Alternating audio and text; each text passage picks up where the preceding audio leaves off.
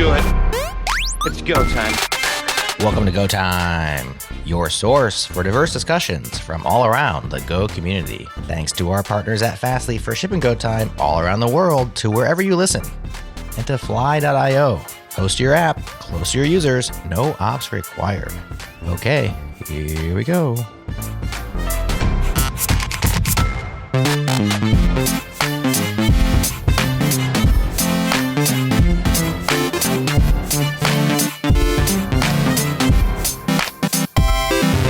Welcome to Go Time.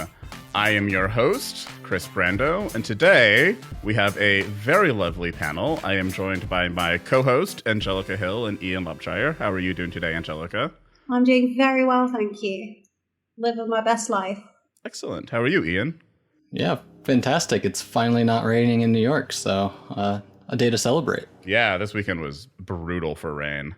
And we are also joined by a guest. I think you've been on the podcast before, but... Yeah. Once before. Yeah, we have Andy Walker. How are you doing today, Andy? Oh, I'm great. I almost feel compelled to say that I'm doing terribly because everybody else is just living the dream apparently. But no, I'm fine. I'm fine. Coming to you from my lovely home office. Yeah. For those of you that aren't watching the video, it is a very nice, expansive office with some nice, yellow paint on the walls. Just ignore this is drywall. This is, I bumped some furniture up against it. That's patched. It's going to be painted. Then the loveliness will be restored. Is your poster an indication of the fact that you want to believe in UFOs? Well, I mean, it's the famous Mulder's office poster from the X-Files. Yeah. And then we have my hometown, lovely map of yeah. Oh. Nice. And for those of you who don't know, Andy is a software engineer and Google developer expert in Go. And he's the author of the upcoming Go in Action 2nd edition. He's also run the mentorship and buddy program at GopherCon. Great to be here. Yeah. All right. So let's get into the topic. So today we are talking about conferences. And not just, conferences in general, but sort of a new idea, a new way of doing conferences. For those listeners who haven't been out there before or haven't been to conferences before, conferences are generally events that get held, large to small, all over the world, meant for people in the community to come together, where some people give talks, other people are just attendees to listen, and there are sponsors. So that is the general thing that we are referring to when we say conference throughout this podcast or throughout this episode. So to start us off, I want to start with an overview of the value proposition that conferences have had for, I'm just going to say roughly the last 20 years. I don't really know much before that, but this has certainly been the way it's been, during the 21st century since around the turn of the century. So I'm going to go through kind of my thoughts on this, and then we're going to have a little panel discussion about it. And then after that, we're going to move into this idea I have for a new style of conference and the things that we could get from that, basically shifting to a new value proposition. So with that, let's get started. So the way I've come to see conferences is that there's a standard format where you have kind of two main areas within a conference venue. You have your stages or your theaters where speakers are giving talks, and you have this dining den / sponsor area where you have sponsors set up that are interacting with attendees. So there are three main parties at most conferences. There are speakers, there are sponsors, and there are attendees. And, speakers, and so we'll start here with the value proposition that conferences give for each of those parties. So in the past, speakers have gotten this, ability to disseminate information rather widely by getting up on stage and giving a talk to hundreds to thousands of people. They also get the opportunity to interact with their community and more or less build out their brand. So that, for the past 20 years, has been a big thing that speakers have gotten from conferences. For sponsors, it's been twofold. There are some sponsors who get opportunities to meet with candidates who they can hire and bring on board. So it serves as a hiring opportunity or interview opportunity. And for sponsors who are selling something, it gives them access to a audience that they can, talk to directly. So instead of having to go through a sales team or procurement team, you can talk to developers directly in the case of tech conferences. And then for attendees, the largest value proposition has been acquiring new knowledge. Before YouTube was a big thing, before Twitch, if you wanted to see the content that a specific speaker was giving, you would have to go to the conference and see them in person. So it was very important that you attended conferences in person, and it was important that you also kind of like took that knowledge back to companies. A lot of companies were sending people to conferences to gather information to bring back to share with their coworkers. And in addition to, all of those things that happen at conferences, there are also a few social events like happy hours, welcome parties, and those sorts of things. So panel, is there anything that I kind of missed there? Anything you guys want to add to that description of, the main parties of a conference? No, I mean, like you say, like that's kind of how it was right before the widespread. I mean, I assume we're going to get to that, right? But the widespread sort of dissemination, like almost immediately, right, onto YouTube and various other. Like I do remember there was a time when you kind of had to find a blog, right? So it was like you would get, if you were really lucky, you would find somebody who was like, yeah, hey, just so you know, I'm going to be attending FooCon and I'm going to be live blogging everything. And then, if you were lucky, you'd get some like links out of that and some like salient information and, whatnot. But yeah, like, that's basically right. Like if you wanted to get in on that stuff, you had to kind of be there, or at least wait for like a while. Yeah. I think a big thing that I think you touched on, but I want to kind of double down on, is the kind of access to individuals. Because I think even now, if you watch a talk on YouTube, if you read a blog, you can't ask that person like a million questions. Like, hey, why did you choose to do it this way? Like, how did you stumble upon this technology? Why do you think it's great for XYZ reason?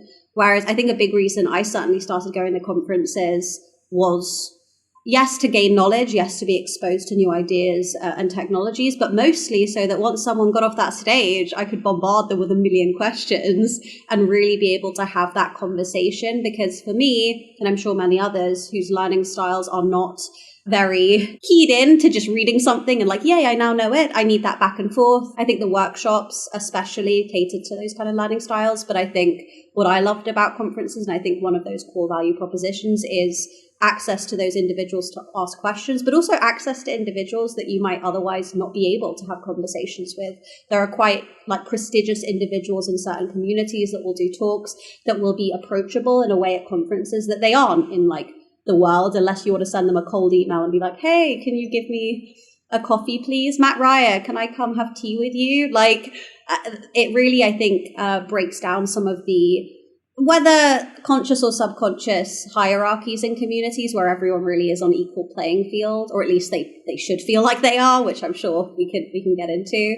But I think that is a value proposition of conferences. Even outside the hierarchy, like I grew up in a small town, right? And when I first started working, I wasn't in this big community of software engineers, right? So going to a conference and just meeting people like you is like empowering in a way that you just wouldn't get anywhere else, right? Like, I don't know 1,000 software engineers. Do you? Right. Right. Yeah. I think those are all great additions. I think, Angelica, you're foreshadowing a little bit about what we're gonna dive into here. Yeah. I've already been taking notes. Yeah.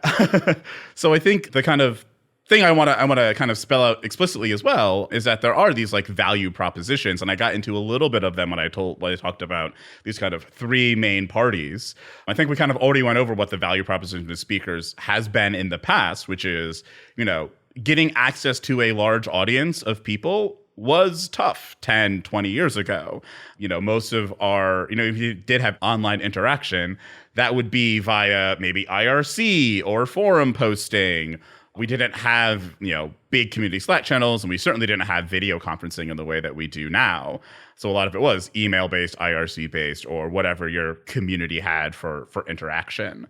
And there were still meetups, but that was also your more local community. So if you're in a big city, that's great. If you're in a small rural town, not so great. For sponsors, as I said, that value proposition was access to, individuals for both employment and for selling products to. And then for attendees, I think, Angelica, what you said is very important, that it's both this getting them knowledge and also being able to network people and meet with people that you otherwise wouldn't have access to. Now, I think the important part of this is I think those are still all valuable things. I think we all agree those are valuable things. But technology and time has really shifted that value proposition, right? Speakers now, like if you're someone who really wants to build an audience, it is far easier for you to build a global audience outside of conferences. You can set up a Twitch channel and have a Twitch stream, set up a YouTube channel. You have the technology you need to do the video production and audio production that used to cost a lot more money. But I think even more importantly, there's tons of tutorials. Like if you want to start being a Twitch streamer, you can easily do that. There's lots of tutorials on how to set up OBS, how to actually set up and build the community and get like people to subscribe and all of this stuff that just didn't really exist 10 years ago.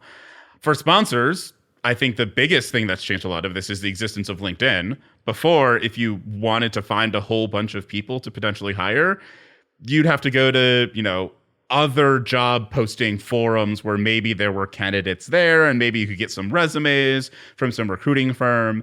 But now there's literally an entire social network with millions and millions, or billions now? I think there's just millions and millions of people that you can have easy interactions with, and they have their whole resume and all of their information there for you. And for attendees, I think the big thing is that most conferences now, unlike a decade ago, and certainly unlike 2 decades ago, most conferences put all of their talks up online. And they do so relatively quickly.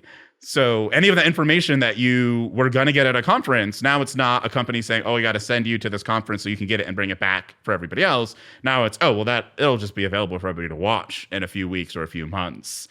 Right, and it's shifted towards like almost like a synthesis sort of thing, right? Like where I've certainly been told in the past, like, so it's not so much like what did you see there, but it's like what would you recommend, and like what's your takeaway? Like what are the most kind of salient bits that you brought back from that kind of thing? That's kind of what you get asked a lot of the time now. So it's different, it's shifted. I thought of another value proposition. Go for it. Which maybe I'm going back, but I think it's really important to note because I think it's something that is not fulfilled by the tutorials and the Twitch streams and all this kind of thing online, is being exposed to technologies or ideas that you would not have sought out or heard about yourself. I think that's a big thing, certainly from my experiences. I'll stumble into a talk that were it a YouTube link, were it a title I saw on a blog, I probably wouldn't delve deeper. But at a conference, I'm like, okay, I've got half an hour free. There's this talk going on. Let me wander on in and hear about Go's implementation to help NASA track satellites. I'm like, oh, great. Like I've learned something that I would never have gone and sought out knowledge about. But now I've gone away with maybe a new interest, a new path to follow, a new person to chat to. So I think exposure to ideas and technologies that you wouldn't otherwise seek out is a big value proposition for conferences. Whether they do that in the most effective manner and they facilitate those kind of conversations and deeper dives is TBD, to be talked about in a little while. But I think that is a proposition that conferences do fulfill. Ian, do you have anything you'd like to add? I also thought of another value proposition, but not for the attendee, for the kind of the advertisers. I just remember being at a conference and meeting the CEO of a product I actually used, and just, like having a drink and talking and being like, oh yeah, there's this one feature that I really need. And like 3 weeks later, there was that feature, right? Like for advertisers, you get access to people that actually use your stuff to get feedback. Like, sure, you could do that digitally, but I don't think there's any replacement for a real conversation. No, there's no substitute. Yeah, as somebody who's been on that side of the equation, who has been to a conference both as like as a participant and organizer, and like on behalf under the aegis of a sponsor, as it were, like the most valuable thing that you can get is that person who is just like slightly adversarial, not like angry, not like they hate your product or anything, but like they use it a lot. They know where the warts are and they have some very specific things that they would like to talk to you about. Thank you very much. And like they take you outside of that comfort zone a little bit and like kind of send you home being like, yeah, we do kind of like, we could use some work in that area. Like that is actually tremendously valuable. I mean, like obviously it can go the other way sometimes too, but like if getting access to that, it's different than on a mailing list or like a, Reddit subreddit or whatever. So I think that's also one of those valuable things. And it's about being there. Yeah, I think that in-person component is like a huge part of it, right? It's a lot easier to read people and understand people when you're interacting with them face to face versus, over text or even in a video call. It can be a little bit harder to kind of judge someone's body language when you can really only see their head and upper torso. But that also leads into, I think, one of the things that has definitely caused me to think a lot about the value proposition and the shift is like the big negative is that we have a pandemic. And the pandemic is certainly less than what it was 3 years ago, for sure. But now, not only do we have these value propositions that have kind of been watered down over time, now it's also I might be risking not only my health, but the health of my friends and family and potentially colleagues. But by doing this traveling, by going to this conference, and perhaps also help continuing the spread of said pandemic. Yeah. I mean, like, it's even, whatever milestones we pass in whatever countries and like it's declared to be like officially, over in one state or another. I do think that at least for the foreseeable future, it's changed things, pretty fundamentally. And so like now it's like, okay, well, it's, even if we're not in the midst of a global pandemic, people are like, well, like they're certainly looking a little bit more critically at travel. Do you know what I mean? Like, it's like, do I really need to? Like, even if they're, not in full on pandemic mode, I do think that it has shifted like the landscape pretty fundamentally for at least for a while. Not to mention the cost of travel, like skyrocketed. And I think too, for a lot of people, it's not just like the pandemic pushed people through a change in mindset as well, where it's like, I think before everybody was just kind of in their emotions. It's like, oh, I'm commuting, I'm going to work, I'm doing all of these things. So it's like, oh, I can go on this conference, I go to this conference, and it's like a little bit of a break from things. I get this disruption from my regular life. That's really nice. And I think people now are valuing disruptions with their friends and family a lot more than they perhaps did in the past. Like, a lot of people are like, no, I want to be able to spend more time and use my time more well with my friends and family, spend my money on things I can do with my friends and family. So I think that also shifts a bit, and I think a positive way, away from the way conferences have kind of posed themselves in the past. And for others, they'll be weighing it more choosily, right? They're like, okay, well, is this worth it for me to like spend a little extra on travel and to like risk getting, sick and all that other stuff? So yeah. Yeah. All right, so I think that's a pretty good overview of the value propositions that conferences have had historically. I think the big kind of headline I've had in my mind around this for a while is it valuable for me or for any attendee to fly to a place, to mostly sit in an auditorium with a whole bunch of people, potentially risking my health for a talk I'll be able to see on YouTube in 3 weeks? Not literally 3 weeks, but roughly 3 weeks. And I think for a lot of people, the answer to that is probably no. But I do think the other part of conferences has already existed, which is kind of what you brought up, Angelica, of this, I get to interact with all of these people I wouldn't be able to interact with otherwise. I think that is a thing that is very unique to conference spaces. And I think, my own experience at GopherCon this past year and GopherCon in previous years and other conferences has always been this very strong enjoyment of this, what has in the past been this kind of shadow track of the conference, but more and more conferences are now making it like an official track, which has been aptly named the hallway track. And for those of you out there who have not been to a conference or don't know what a hallway track is, it's basically literally people, instead of going to a particular talk, one of the talk tracks, stand in the hallway or in the sponsor area or dining den or wherever and have chats with each other and get to know each other and do more interpersonal interaction instead of, watching the talks. Some people do this for just like an hour of the whole conference. Some people spend their entire conference doing this. But I think that when it comes to value propositions, this is the largest that I think conferences can offer in this current era that we're in, of this interactivity that you just really can't get anywhere else. Like, yeah, we do have video calls. Once again, they're not the same. Like, there was a difference in quality of personal interactions when we had, I'll just keep using GopherCon since this is the Go podcast, but GopherCon online versus GopherCon in person this last year, right? There was a very large difference in those interactive aspects of things. So with that, I want to move to the second part of the podcast today where we talk about this idea I have that I've called HallwayConf, which is not a name of an actual conference, but a generic name for a kind of flavor or type of conference.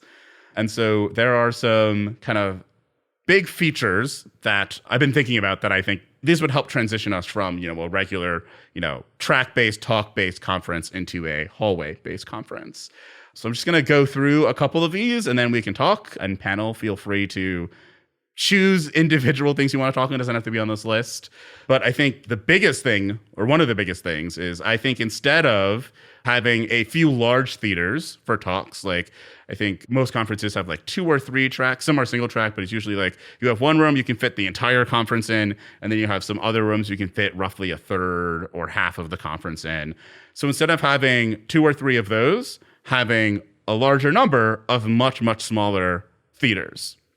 And to tack on with that, you're flying these speakers out. I think what you said, Angelica, is absolutely accurate, that people really want to talk to the speaker. They don't just want to hear what they have to say. I can hear what they have to say on the YouTube recording. Yeah, I'm at the conference because I want to be able to talk to them and interact with them. And now we have the technology that we can easily pre-record all of the talks. So instead of having the speakers give live talks, have them give pre-recorded talks and then show those talks in the aforementioned theaters. And the nice thing about this as well is that now you can schedule a talk to be aired more than once, which means that someone doesn't have to choose between 2 live talks they want to see. It can be like, oh, I want to see all these talks, and you can figure out a schedule so that you can see the talks that you want to have. And since we still have the speakers there, this kind of third part of this main change is to have a speakers den where speakers would have shifts or time slots where they would be in this den, say maybe 2-hour blocks or 1-hour blocks, where people who have watched their talks can come and talk to them about their talks and have these nice little kind of smaller interactive spaces for them. And since we have all the talks recorded, you could also do something where for attendees, you can put the talks online early so that people can watch them and have watched them and then spend most of their time, talking to different speakers about the things that they said in their talks. Having read these notes ahead of time, that's one of the things that I wanted to call out that I kind of liked in particular, because I having attended conferences before, and one of the things that can be difficult is in fact that access to the speaker, right? Because you've got this very short window where either they're taking questions on stage or they've just kind of stepped down, but everybody's filing out, everybody's got to pee, and then you've also got this small dedicated group of people that just kind of surround them and say a bunch of things that they try to remember all the things that they wanted to say, but it's just kind of this din of almost conflicting narratives, and not a lot actually really gets said. And a lot of the time they'll say, I'll be down at the front if anybody has any questions, but you've got 5 minutes to do that, right? And it can be difficult for kind of everybody. And so I like that idea because, it's much more, there's much more time to think and to consider, and for everybody to kind of get their word in. I mean, I'm sure there's going to have to, to actually make that kind of thing happen, you'd want some, set up some rules or whatever. The one thing that occurs to me is one of the things that maybe hopefully this could do away with is those kind of look how smart I am gotcha questions that you sometimes see, right? Where the speakers, it's anybody have any questions? And they're like, what did you think about the recent paper that seems to, and it's just oh God, not one of these again.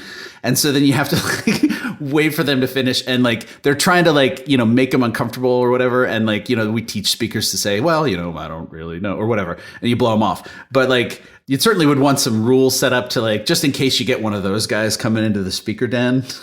But other than that, I really like the idea of kind of that relaxed kind of atmosphere where it's just they, holding court about their talk. I think that's really, really a good idea. I have 2 responses. One is maybe unavoidable. The other is a genuine question. The first is, if you have a speaker den and you have, I assume, you put the speakers in there, they sit there, again, maybe completely unavoidable. I just have this image in my mind of this poor first-time speaker sitting in the speaker den with nobody going to talk to them. And I wonder if that's unavoidable Because there are certain speakers that if you place them in a room, people are going to flock round them and are going to try and ask a million questions because they have that access. Whereas there are other speakers which I think is another value proposition, is that a lot of conferences do put work in to try and get first-time speakers who aren't like very well known, and really doing a talk at this conference is the first time they'll be exposed to the wider community, for the community to get to know them. And I wonder for them how there would be a format in which they wouldn't feel left out, or like if no one comes and asks them questions, they're not as valued. Again, it might be unavoidable because even when you do on stage talks, you might not get any questions. I just wonder if there is if the speaker is asked to sit in a room for a period of time, unlike when you're on a stage and you don't get any questions, you can kind of leave, whether that would be, I don't know, that's just a thought that came to mind. The second, as someone who's done talks both virtually pre-recorded and on stage, how would you account for the buzz that you get from presenting on a stage? Maybe this is just me, but I know I am far better as a presenter in front of actual human beings. I feed off their emotions, the buzz of the room, the adrenaline, the nerves. Whereas if I'm pre-recorded, this is probably the 17th time I've run through this talk. And yes, there'll be no ums and ahs and likes, but I probably won't come across as organic or as excitable, whether you think that's good or bad, as I would if I was presenting in front of real life human beings. I think pre-recording is the least enthusiastic. Talking in this kind of forum where we're all virtual, but I have actual human beings looking at me live on a screen, and then actual bodies in room. For me, I wonder if the group has thoughts about how to ensure there is an enthusiasm, I guess, lost by the presenters presenting to not real human beings. That's a very interesting question. I mean, I think we're all probably bringing our own thoughts to what this idea means. To me, it's certainly to do something this way would be a very different style of conference to begin with, right? The focus then would not so much be on the engagement of the actual talk necessarily, but on the engagement with the community. It's a different style altogether, which is to say, which is, I guess, another way of saying that you really don't want to do away with the traditional conference, because I think that they have a lot of really, there is that kind of theatric and social component combined with them. But for, if you are talking about doing something different, right, then I think a lot of things are going to be different and things are going to shift. Conceivably, the in-person interaction then might be more important. And you could also conceivably mix it up a little bit and do certain portions of it live, or do it live if you wanted to. That's something I think you could probably iron out as you began to develop it. But I do think that by and large, if we're talking about something that's a very different style, then both the feedback and the value add and everything's going to be different. And so it's just going to be, different style. Yeah, I did think about this a little bit. And I think that much like what you say, Andy, you can do a hybrid approach here where you could, finances allowing, set up a system where, maybe the first day of the conference, you have these live talks where certain speakers who really want to give a live talk can give a live talk. And, there's a select number of attendees who will be able to join. Obviously, if you have the smaller theaters, that restricts the number of people that can actually attend those live talks, which, could actually be a good thing. So it could induce that kind of exclusivity factor. But you could do it that way so that people that really do want to give a live talk could still give a live talk, not in front of a 2,000 person audience, but maybe in front of a 200 person audience, which still gives quite a big buzz. And then you could also do something maybe where one of the theaters is set up as a live talk, and you have, okay, well, this is the one space where we do the live talks, and they're recorded, so then they can be represented in the other theaters on the other days of the conference, right? So you could definitely add in elements of the old style of conference, or I guess the current style of conference, so that you can still have that kind of, good level of interactivity from you being on the stage and seeing all of the speakers. Because I agree with you, when I gave a virtual talk, it was quite a bit different than kind of being up on stage looking at, a whole bunch of people. But I also think, the way that GopherCon did it in 2020 was absolutely brilliant, because it was like, yeah, our talks are pre-recorded, but then we were in the Discord chatting with everybody watching our talk, which was a different type of buzz, but still very exciting. And I think you could also replicate that sort of thing in person. It just, probably takes a little bit more thought and development there. Same thing with what you mentioned around, speakers who might wind up no one ever coming up and talking to them, which would definitely be, I think, kind of maybe devastating for a first-time speaker. And you could do things really like pair speakers together for a bit, or like, this is like a very nascent idea. So I think there's definitely other ways you could do this where it's like, you will definitely draw people in. But this is also about the selection committee selecting talks. Like, you want to make sure you're going to select talks that people will want to engage with the speaker on at the conference, right? So it's like another additional parameter you need to consider when you're putting together the schedule for the conference of like, okay, well, we have the speaker. Is this speaker going to have people that are actually going to want to come up and ask them questions or interact with them? So as I was actually thinking through this conference rethought experiment a little bit more, it kind of made me ask a kind of baseline question is like, do you even need speakers? Like, do you need talks at a conference? Like, could you not just have like workshops, and then maybe you have, which I know a lot of literary conferences do. In a past life when I was in academia, we did these where you had rooms where you had like subject matter experts, and you would sit like in a circle and you would discuss a concept or a question. And yeah, you had some individuals within the room who were especially knowledgeable in that area, had specific ideas that they could, facilitate the conversation. But it really was everyone on the same level, both like physically and like mentally, that we are just having a discussion about a topic very similar to Go Time, where we come in, we all have different skill sets, we all have different opinions, etc., about a specific topic. And it's just an open discussion. And you would still have that expertise, you would still probably learn, because you would have like specific SMEs, subject matter experts that would be almost assigned to those rooms. But you don't even need talks, in my personal opinion. But please, what does the rest of the group think?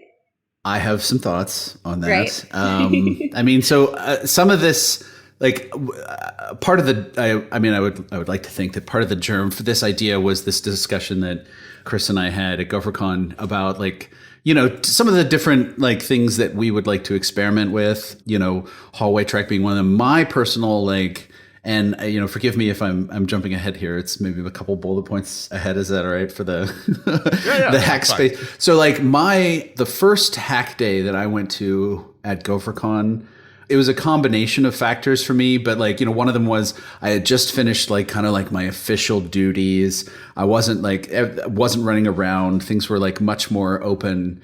And, we also, there was also like a hack day we had one year where it was like, there was a workshop on, doing your first contribution to Go, right? And that was like one of the best conference moments I think I've ever had, because it was part hack day kind of exercise, part workshop, like spinning, like signing the, various different agreements, spinning up your, Garrett account and all that stuff. And actually doing like walking as many people as possible through doing like a Go, contribution. And I've always wanted to have something where it was like just that, right? Or like as much as possible of that, but with like, kind of a social focus. And so like I've been thinking a lot about that in particular, and like the concept of like the hack track, if you want to call it that, right? Like where you've got a space where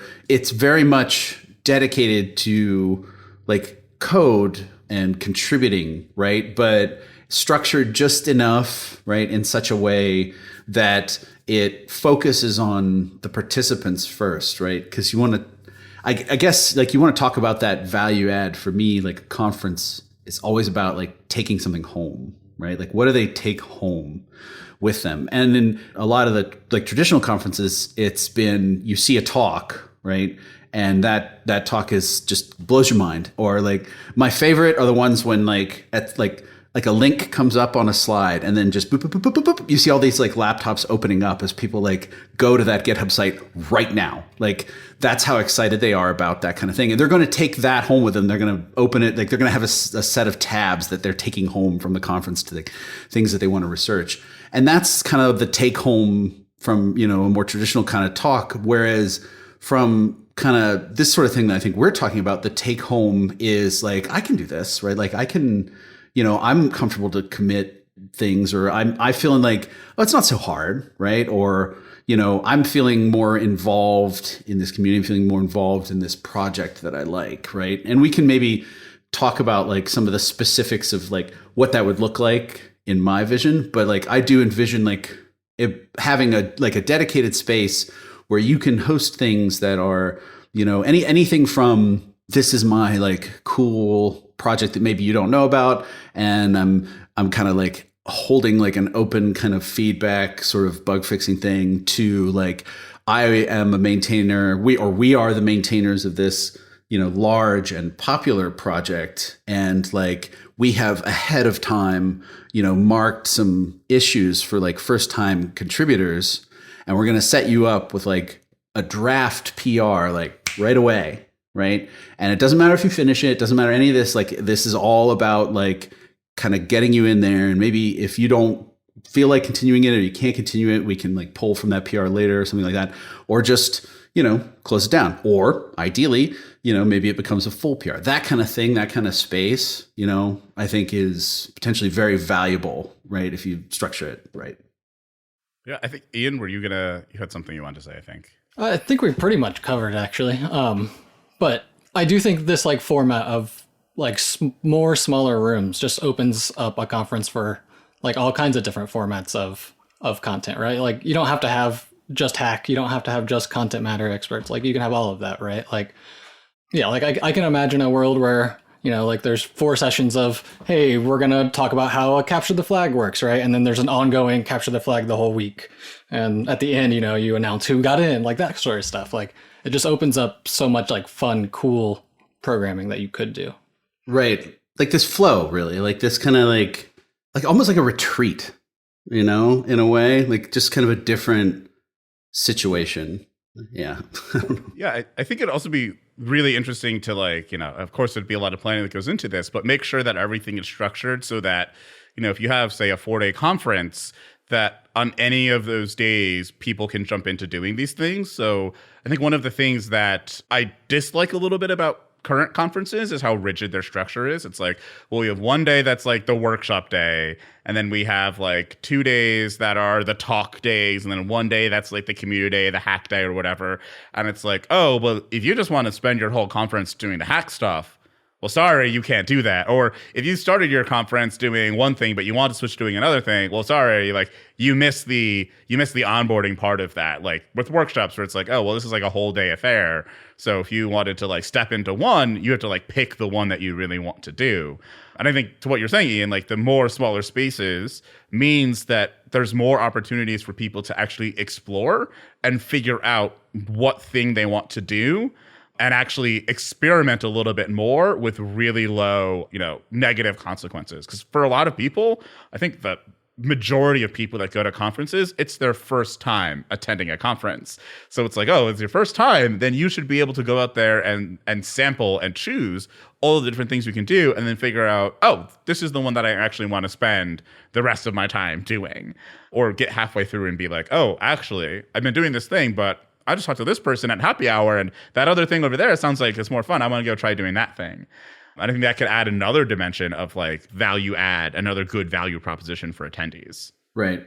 And I think that you've hit on something there that's, I think, really important. And this is something that like when I first was asked to do like the mentorship kind of like Gopher buddy thing for GopherCon, that was one of the things that like weighed pretty heavily on my mind, because I really, really wanted to focus on what I really don't want to see, right, in a conference is, and there's always a mix, right? But there's always this significant group of people, and a lot of, some of them might be like, it's their first time, going to any kind of conference, or like they're new to programming, right? Like they've kind of transitioned like jobs, and they're, not only is it their first conference, but they're just kind of like wondering like what this is all about, right? And like what I really don't want to see is like this kind of sea of people who are just kind of looking back and forth, like they want to talk to somebody, but like they don't know anybody or they can't. And like, so one of the, the instructions that I would give to like the people that participated in my program was to like, first of all, like, here's your special like thing to wear that marks you as like approachable. And we're going to tell people about that. But more than that, be on the lookout for that. Be on the lookout for somebody who's looking around, like they want to talk to somebody, like they want to participate. Maybe they're standing like outside of a circle of people that are talking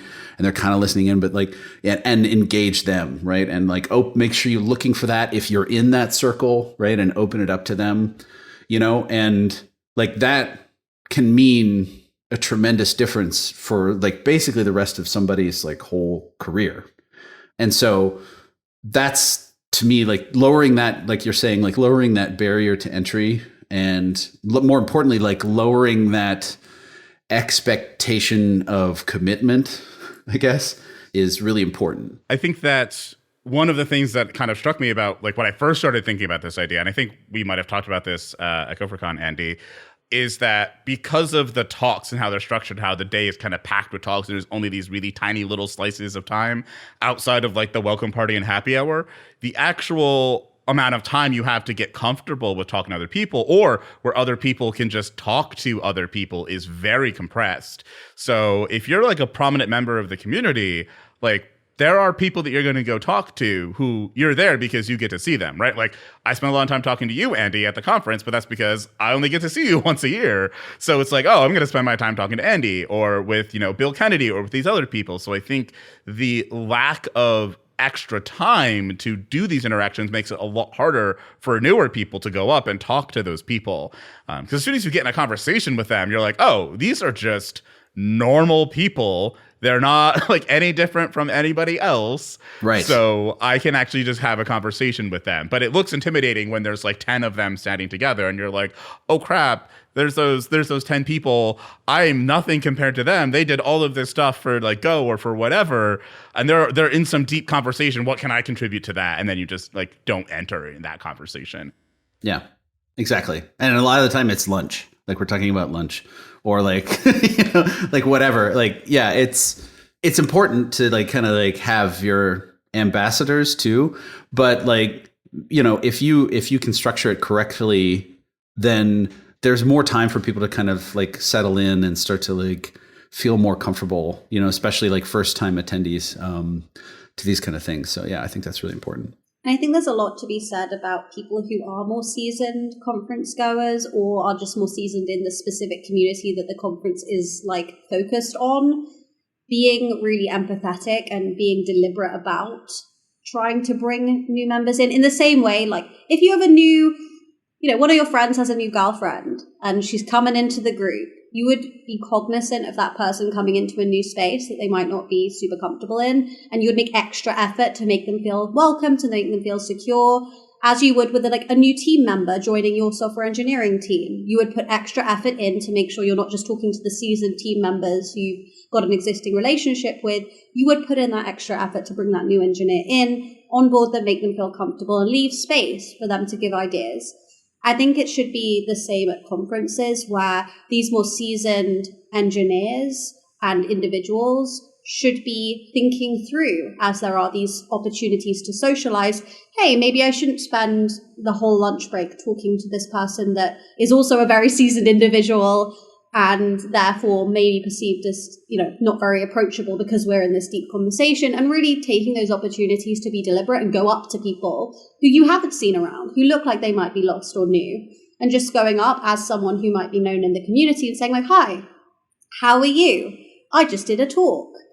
How was your conference experience? And really opening it up. I feel like putting the onus on individuals who are new to go into groups, I think you should absolutely encourage them to do so, but I think the bar is higher than if you are someone who is comfortable in this space and it is a space you feel comfortable in. Going up to people who may be less comfortable, I think it may be more effective.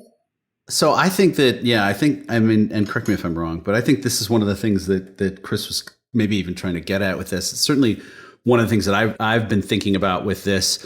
It's like, if you, from the ambassadorial, I guess, perspective, I'm thinking of it more in terms of like a traditional conference, but like it could be such that if you structure it in a more kind of relaxed way, like we're talking about here, and of course it is like very nascent, but it's, just it's an idea. Like you might kind of remove that barrier a little bit, or even the need to to have your head on a swivel and to be looking for people. If like a lot of the focus is on, dedicated, interactive spaces. And I think that is, of course, like it's very different and you have to like structure things in a certain way, but like I think you can conceivably overcome some of that by just having this different sort of event. Yeah, and just by virtue of kind of HallwayConf, as we're calling it, I'm just going to keep calling it that, being very focused on all these many rooms and all these different opportunities to interact, because there's naturally going to be more flow of people, I assume, as I'm envisioning it in my brain, between talks, between sessions, you're going to have more people able to interact and able to kind of catch someone going to another room or being like, hey, I see you're going into this room. What's going on in this room? And I think just by virtue of having more flow between event sessions, etc., you're going to be able to have more spaces of that nature to interact. Yeah. So there are like a couple other topics that I had in this. There's one that I think we have like 6 or so minutes before I have to jump into unpopular opinions. So there's this one that I think is like the craziest one, because I think logistically, like I think conference organizers will be like, oh, this sounds like it will be a very challenging thing to do. I don't know if I want to do that. So there's a little, like, I don't think people really understand how much it costs to feed people at conferences. Like the prices, even for like a can of Coke, you're talking like $10 plus. Like it is extremely expensive to feed people at conferences. And it's one of the biggest things. Like when you have a conference and it has good food, just know that a significant portion of the price you paid in that ticket went to that food. And one of the ideas I had is like, well, you're having a conference that's in a space. Like you're in a community, and those communities usually have tons of restaurants. And so the thing I thought was, well, instead of doing food at the venue itself, why don't we lean on the community of restaurants that is in the surrounding area and have people go there for their food? And I think there's 2 main things that make this possible where it likely would have been possible before. I think the first is that with this style of conference, you don't have to have a dedicated lunch block. Like when you have planned talks, it's like, okay, here are all of our talks, and here's the window for lunch. And if you have 2,000 people, that's when all 2,000 people are going to be eating. And I think it would be largely unkind to dump 2,000 people into a community of restaurants for like a 1-hour block. It would probably be logistically challenging for them. But with this style of conference, you can have, say, a 4 or 5 hour window where you could say, this is the lunch block window where you can go and you can get lunch. And of course, there's still like the challenge of logistics with those restaurants of like, okay, well, how do you coordinate payment for the food and for what people are buying and all of that? And I think this also would have been difficult in the past, although you could have like given people like a special ticket or something that they give, and then it, subtracts the money from their bill or whatnot. But one of the things I was thinking, which would probably require a partnership with Stripe or something, is that you can get like very, very restricted use credit cards issued for people. So could you issue every attendee a credit card that say, 4-day conference, there is this 5-hour block of time on each day when you can spend, I don't know, like $60 at a restaurant to go get your lunch. And it's like only at these specific restaurants. And if your bill's more, you have to cover that yourself and all of this, so that it's like, oh, well, now we don't need anything special necessarily set up with the restaurant. We can just warn them. They can have signage and everything set aside to be like, hey, attending GopherCon, like we're, a place where you can come and eat and have food. So I think like this idea would obviously require a huge amount of logistics and a huge amount of effort. But I think that would be another really interesting thing you could add to a conference of like, now it's not just you're in the conference venue. Now it's like you're actually getting to experience the community and the ecosystem outside of just, maybe that one happy hour or that welcome party.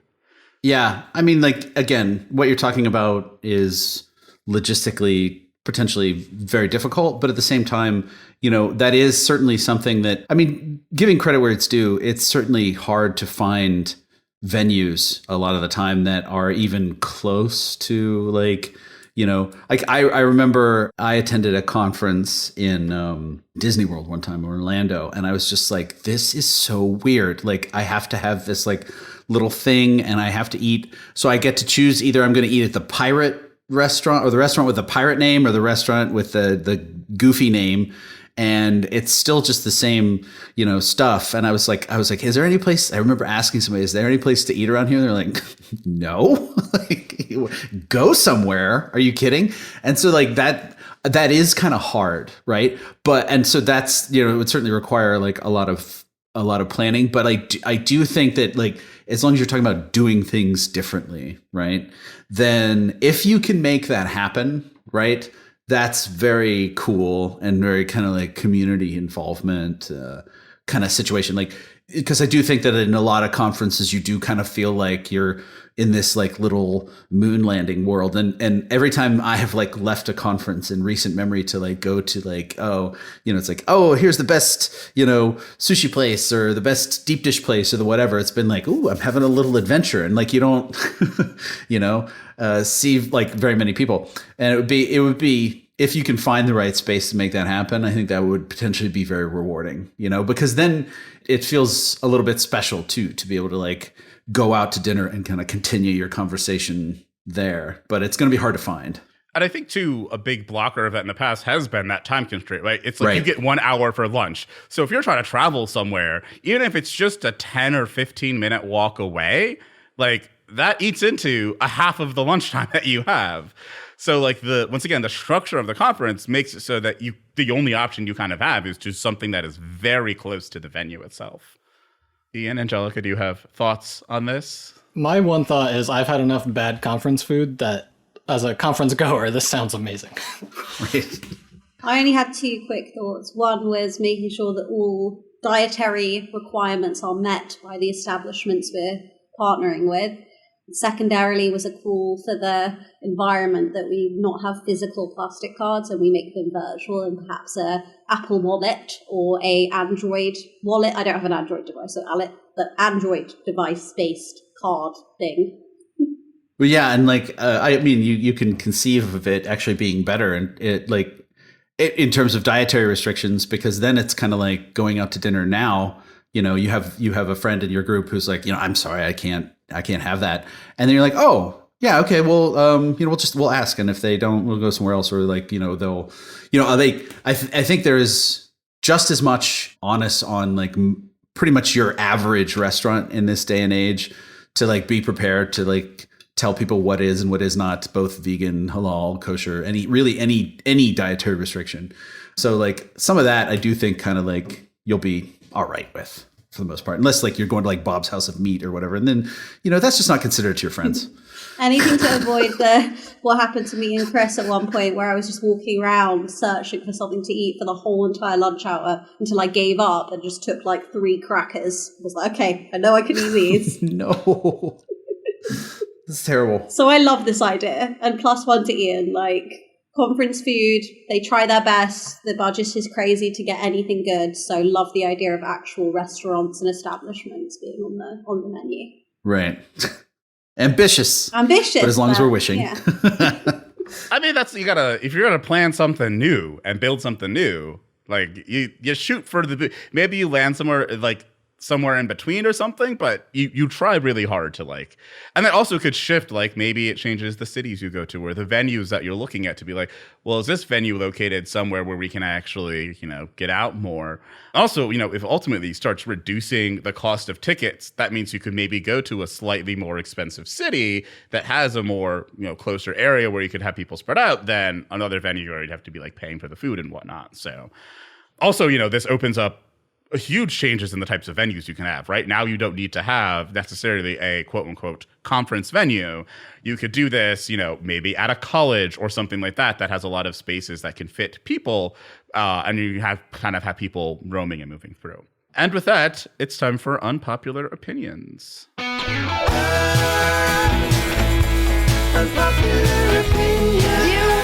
I actually think you should probably leave.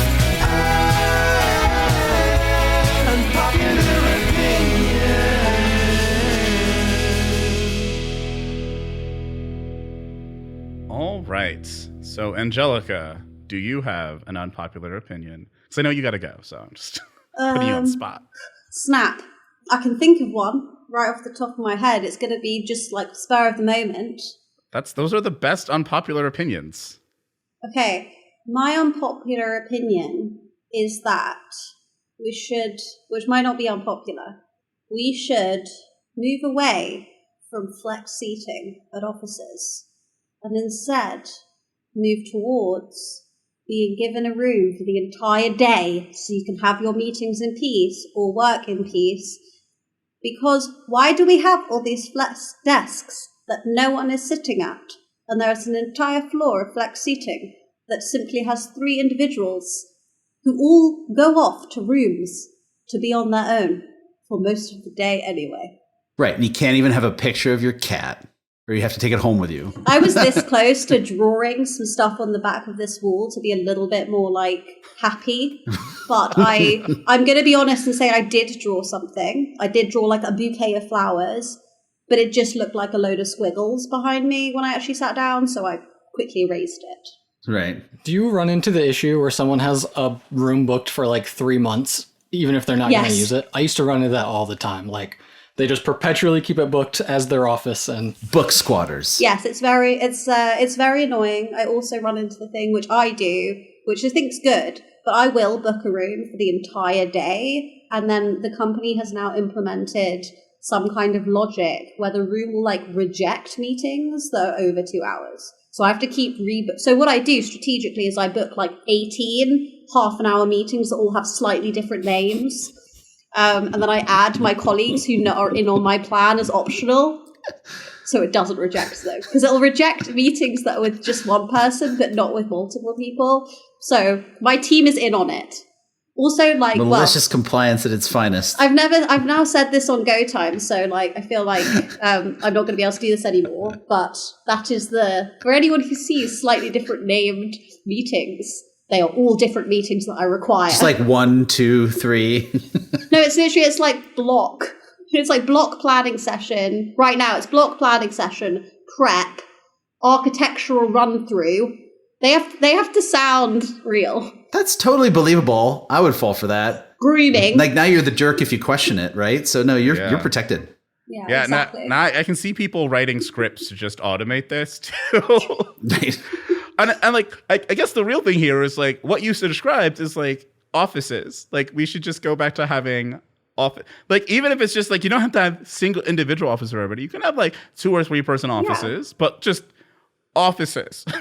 No, I need to be able to kick my heels up and have a bottle of scotch positioned strategically behind me. I don't even drink scotch, but just have it back there, with like in a decanter, be like, what can I do? What can I do for you? Steeple your fingers over your desk, I need it. Because no one's going to be taking meetings on their flex desks. For those of you who've met me in person, I speak very loudly. Like, I would be disrupting that entire floor. Yeah. So really, it's not for me, it's for others. I feel like the spicy version of your take is open offices are terrible. Let's get rid of them.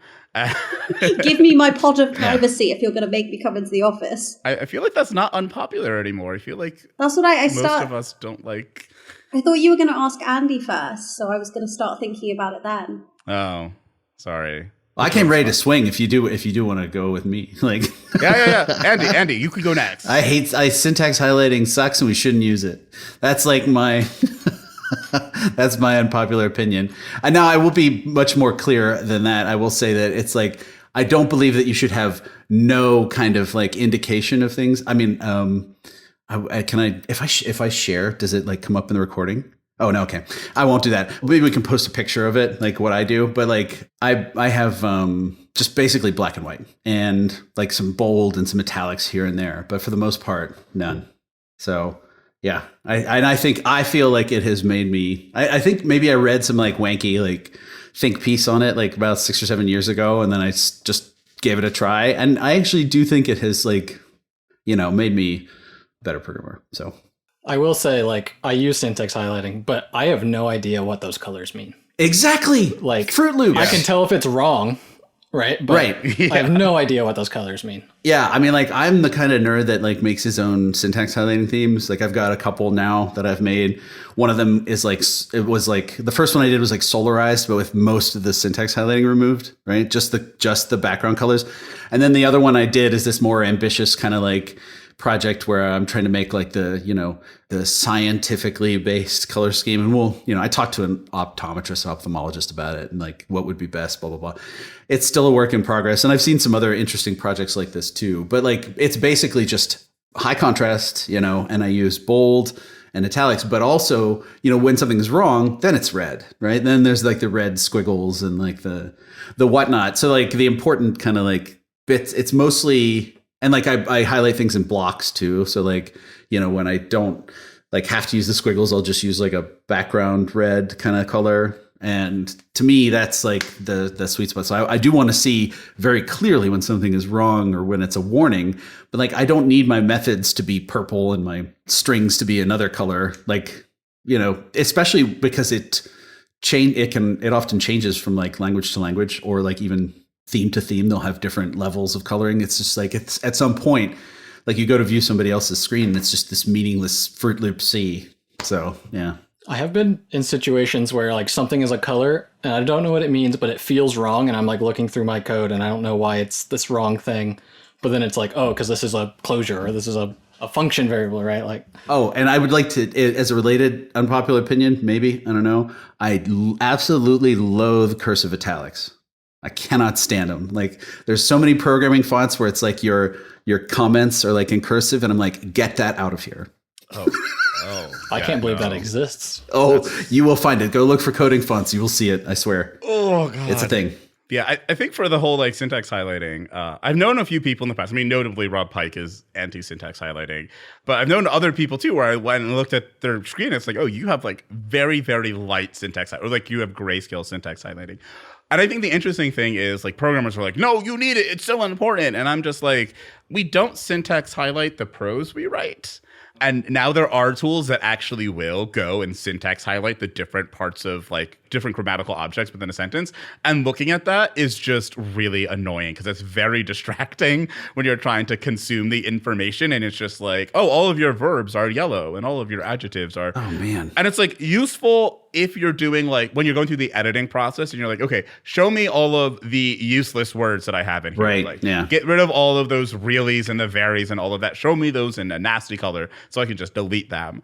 But I remember just this happened a few days ago. Just like looking at it, and I was like, "This prose looks terrible," and I would not want to be actively writing with this. But it's like we do it all the time with code, and like natural languages are ambiguous as hell, so it would be very nice to have syntax highlighting, whereas code is very, very unambiguous and very well structured too. Like you can kind of look at it and be like, "Oh, that's what these like." I can see the parts of the code. Right. Yeah. And so like the way I've been focusing on it is as I use like, I'll use bold for like, you know, like the func keyword. It really, anything that kind of acts as like a landmark so that I can kind of like go through it really quick. Strings I have like, they're kind of like lighter. And then I think I add a dash of color to like print verbs and stuff like that, because, you know, that's something you kind of want to see. Oh yeah, there's the templated part. Right.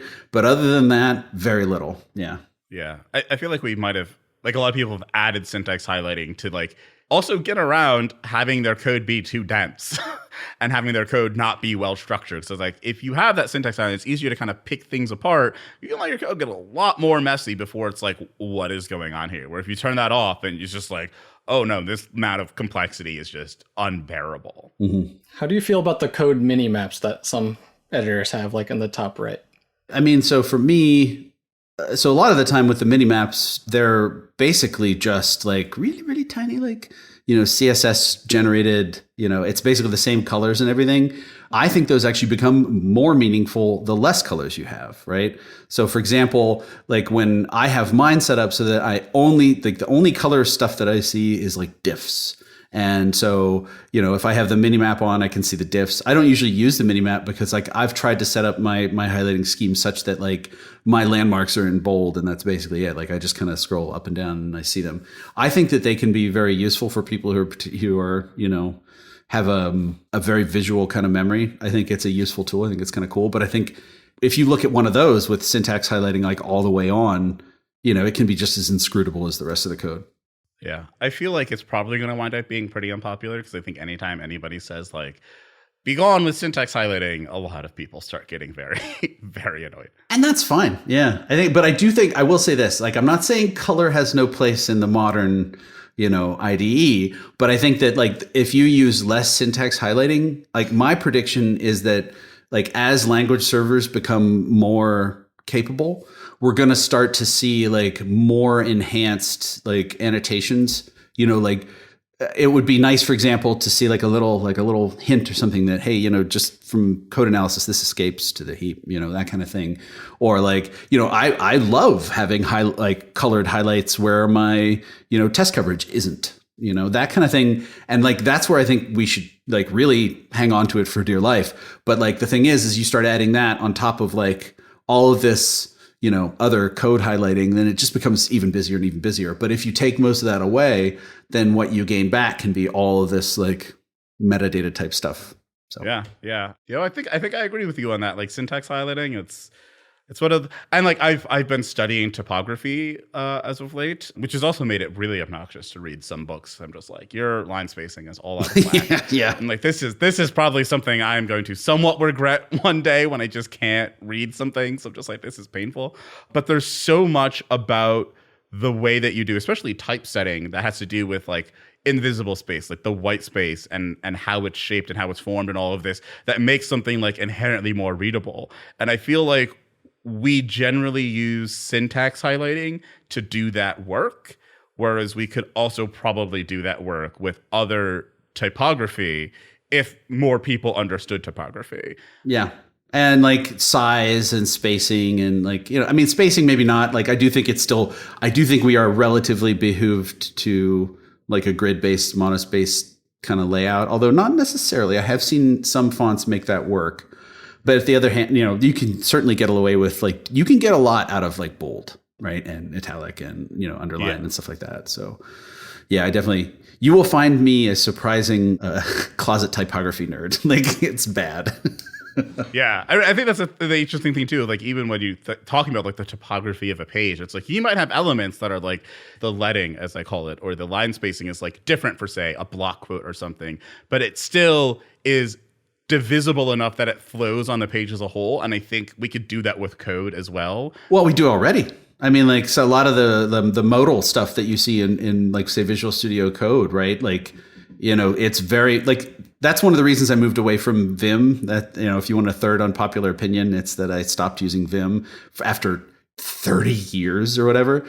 But the main reason I stopped was because I started to recognize that there is only so much information density that you can get out of a rigid, like, grid of characters, and that having advanced typography, having float, having that kind of, subtle background and or foreground, like kind of information conveyance was like far more valuable now that we have like, cause like, I use Vim now and I want to see a function definition. Like I can set up my plugin to do it, but like, if I'm lucky, like I'll get a nice little pop up, but even still, it's like ugly as sin. Like the whole screen shifts if you don't even have that. It's just no. So yeah.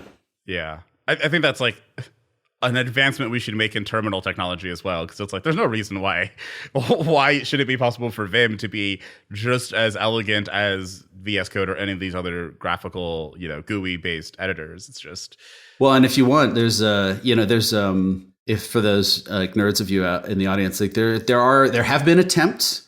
We're still kind of like in the early days. Many, like there's certainly been some abortive attempts. OniVim is one of them. I have no idea how well they're doing, but that was one of their attempts to kind of like use like VOVim as almost like a term serve kind of back end situation but like still, yeah, we still, to my knowledge, there's still not a really good synthesis between Vim and say VS Code. And don't give me that stuff about the VS Code Vim mode. I mean, I know it's gotten better, but no. Yeah. I mean, that's the thing too. It's like we should be at a place where you can take NeoVim and just put a GUI in front of it, but it's. I mean, that's what it's designed for, right? And yet we're still not really there. Like, yeah, I don't know. It's weird. Taking a while. All right, Ian, do you have an unpopular opinion? I do today.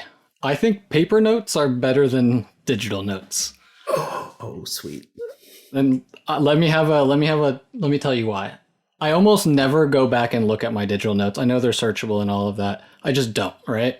And I never go back and look at my paper notes either. But when I write something down, it takes the time to focus on it and I remember it. And when I type it or I copy and paste it, that never happens. So I've just kind of stopped. Like, I'll write down like important things that I need to like know verbatim in digital notes. But for like reminders or just notes or things I want to remember, paper all the way. I gotta be honest, like, I'm there with you. Like, I desperately want to be able to like be a good digital note taker. What's that really popular one that's kind of coming out now? That new kind of Evernote thing. It seems like every other month. Oh, Notion. Yes, or like no. There's a new one after Notion. I don't remember. I saw Filippo bookmark a bunch of stuff on it. And every time he bookmarks something, I always do it too. But like, oh god, I can't remember. It doesn't really matter. But anyway, like there's like, it seems like every month there's a new. This will change your life. And I'm like, I have like really bad ADD, and like I can barely even attempt a bullet journal. So like I'm always like, every time they come up, I'm like, yes. And then I get into it and I look up like a couple of videos of like the guru of that particular app, and they're like, here's how I do my day. And it's like, I start with the journal entry and I'm like, nope, like it's not going to happen. and yet you can see like, you know, this is like the various different scribbles that I was taking during today. And like, there is some kind of, I feel like there is some connection between that tangible aspect of like writing and then the navigation map that you form in your head that just is better. I have made liberal use of like stickies before, to such degree that like, you know, my Mac desktop just becomes this absolute mess. But then I just do the digital analog of tearing them down and throwing them away. And that's as close as I get. For some reason, deleting a digital note feels way worse than just throwing away a notebook for me too. Like, I don't know why. They're not any more useful, but it feels wrong. Right. Yeah. Yeah, I mean, I think I agree with you. I mean, you see my apartment, Ian. I have like notebooks literally everywhere. So I'm definitely a big fan of writing things down by hand. Because yeah, like digital, like typing, I think they've actually done studies around this where it's like writing by hand actually does do something different when it comes to your brain and the retaining of information than typing. Because I think in some ways, like you can usually type as fast as you can think, so you don't have to slow down your thinking process. Whereas when you write by hand, like you slow way down. Unless you're one of those people that can like do really shorthand chicken scratch notes that just... Oh, bless them. Like, yeah, court reporters. Yeah, I just cannot do that. But I do think like, I've been thinking about like this a lot since I'm trying to build my own like research system out, since I'm trying to like really get into writing. And the thing I've kind of realized is that there's all these gurus and whatnot that say all of these things about, you know, oh, this is how I put together my system and all of this. It's like, yeah, but like you went through the process of learning how to put together that system. Right. And like, that's the thing that each individual needs to do for themselves. You need to go through all of the pain. One of my friends said this quote. I don't really remember where it comes from. I think it's like a Southern thing, but it goes, the lantern of experience only illuminates the path for the holder. Which I was like, oh, no, that's profound as hell. Yeah, I was like, that is very profound. Like, that is something like yes, that makes complete sense to me. And I think a lot of people, especially influencers or creators, can sometimes forget that. And they can forget, oh, like, I might be telling other people how I use this, but there's a whole lot of information behind why I use this in the way that I use it. But yeah, that's to say, Ian, I agree with you that taking notes by hand is far better than digital notes. Even though I do want to convert them to digital later so I can search them if I need to. But the initial notes by hand are pretty good. All right. So I think that's it. Do either of you have one last thing you want to say before we end the episode? No, just be sure to check out, keep your eye on Manning Publications, Go in Action, 2nd edition. Working on it right now. It's going to be great. Excellent little book plug there. Yeah. Well, Andy, thank you very much for joining us for this episode. It was a lot of fun. Thank you. My pleasure. And Ian, Angelica, even though she's not here, thank you for joining me as well and co-hosting. Yeah, anytime. Yeah, and I don't know, there might be a follow-up episode. We might turn this into a little mini-series because there's definitely far more that we can talk about the wonderfulness of HallwayConf. But for now, thank you for listening, and tune in next time.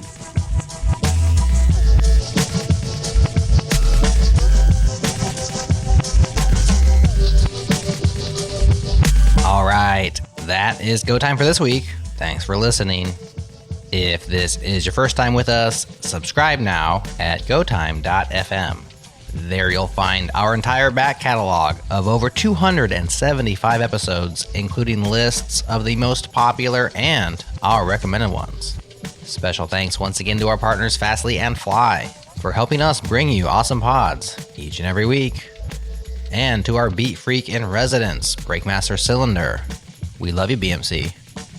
Next time on Go Time, Matt and Chris are joined by Ben Johnson and Chris James to discuss the files and folders of Go projects. Stay tuned right here. We'll have that episode ready for you next week.